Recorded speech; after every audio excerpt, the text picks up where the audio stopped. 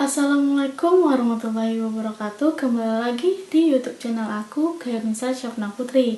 Nah, kali ini aku akan membahas tentang menganalisis karakteristik dari cerpen Keadilan karya Putu Wijaya. Sebelum lanjut, jangan lupa klik tombol subscribe, like, komen, dan share ya untuk kemajuan video ini ke depannya. Yang pertama itu tokoh Pak Ahmad.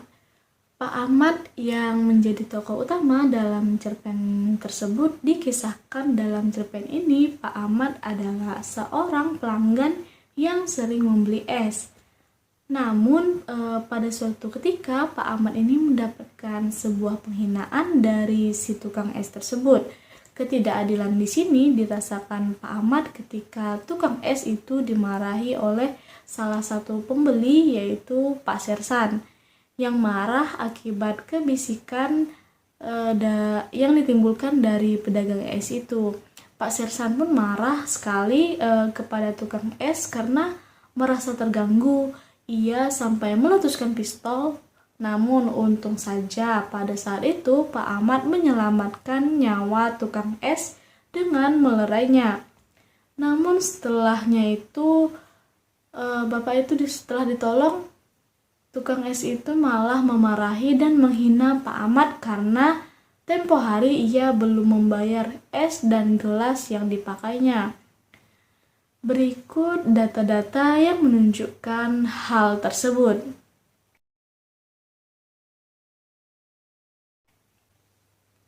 Nah, di sini pengarang juga menceritakan bahwa Pak Ahmad ini sebagai peran utama yaitu pembeli es yang menyelamatkan nyawa seorang penjual es. Pak Ahmad bersifat baik, penolong, dan juga sabar, seperti yang dikatakan oleh Nurgiantoro dalam Sabdiani, Maisaroh, Firmansyah, dan juga Firmansyah tahun 2018, yakni tokoh yang hanya memiliki satu kualitas pribadi tertentu, satu sifat atau watak tertentu saja. Ini terdapat pada kalimat Pak Ahmad mencoba menetralisir keadaan sebelum menjadi runyam. Lalu ia memberanikan diri untuk bicara. Nah, yang kedua ada tokoh Pak Sersan. Pak Sersan dalam cerita ini diceritakan sebagai pembeli es yang mudah marah, emosional, dan keras kepala. Pengarang menceritakan tokoh ini sebagai pribadi yang buruk, yang perilakunya tidak dapat dicontoh. Apalagi dia seorang aparat. Tokoh ini mendukung tema yang dipilih pengarang yaitu ketidakadilan. Terlihat dalam percakapan berikut, yaitu Pak Sersan muncul sambil mengacungkan pistolnya. Tidak, bangsat ini yang salah. Kalau dia tidak bawa es pudangnya keluar masuk kampung kita, anak-anak tidak akan punya kebiasaan beli es sampai sakit-sakit seperti anakku. Yang walaupun sudah sakit, masih teriak-teriak meminta es. Kalau terdengar kelenangnya lewat dan dia tahu sekali itu, minggat sebelum aku tembak kamu. Aku sudah banyak membunuh Portugis di tim-tim, ditambah lagi satu tidak apa. Minggat sana. Ini terdapat pada kutipan tersebut. Tokoh yang ketiga itu adalah tukang es. Tukang es adalah tokoh yang bisa dianggap sebagai peran utama setelah Pak Ahmad. Karena di sini ia diceritakan sebagai pedagang es keliling yang dimarahi oleh seorang pembeli dan hampir saja dibunuh. Namun beruntung ada Pak Ahmad yang menyelamatkan nyawanya. Tukang es ini mempunyai sifat yang angkuh, sombong, dan tidak tahu diri. Nah, ini nih terlihat dalam percakapan berikut. Pak Ahmad merasa itu tidak lucu lagi. Ia merasa telah menyelamatkan nyawa orang itu. Tapi orang itu malah menuntut. Pak Ahmad lalu melangkah. Tapi orang itu tiba-tiba mengeluarkan celuritnya dan menyerang. Pak Ahmad masih sempat mengelak tapi tangannya terluka. Nah, dalam cerita ini, si tukang es ini tidak tahu diri sudah diselamatkan oleh Pak Ahmad, namun malah balik menyerang dan melukai Pak Ahmad. Yang pertama, kita akan mengambil amanat dari tokoh Pak Ahmad. Perbuatan baik di sini yaitu yang dilakukan oleh Pak Ahmad yang berusaha menolong tukang es dari amukan Pak Sersan. Nah, terlihat pada Pak Ahmad ini berusaha melerai percekcokan di antara mereka. Niat Pak Ahmad ini sangat baik. Namun siapa sangka niat baiknya itu berujung penghinaan dan tumpah darah yang terjadi pada Pak Ahmad. Amanatnya, kita tetap harus berbuat baik kepada seseorang walaupun kita sendiri sering mendapatkan balasan buruk dari orang lain. Selanjutnya amanat dari tokoh yang kedua yaitu Pak Sersan.